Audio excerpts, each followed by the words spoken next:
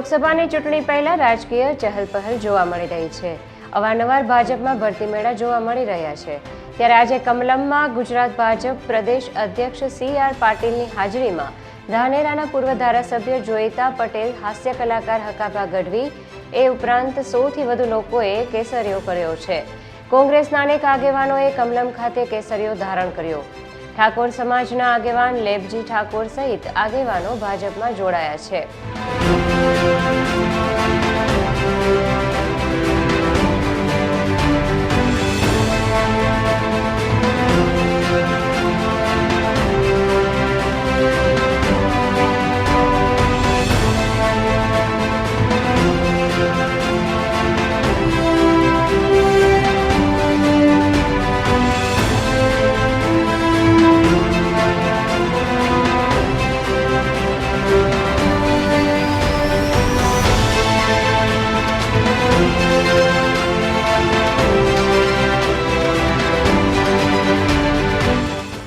લેબજી ઠાકોરે ડીસા વિધાનસભા બેઠકમાં અપક્ષ ઉમેદવાર તરીકે 55,000થી વધુ મત મેળવ્યા હતા।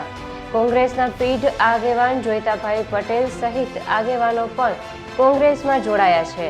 જોઈતાભાઈ પટેલ ધારાસભ્ય તેમજ 2019 લોકસભામાં બનાસકાંઠા બેઠક પરથી કોંગ્રેસના ઉમેદવાર હતા। જોઈતાભાઈ પટેલ સાથે ઈશ્વર દેસાઈ સહિત કોંગ્રેસના આગેવાનો ભાજપમાં જોડાયા છે।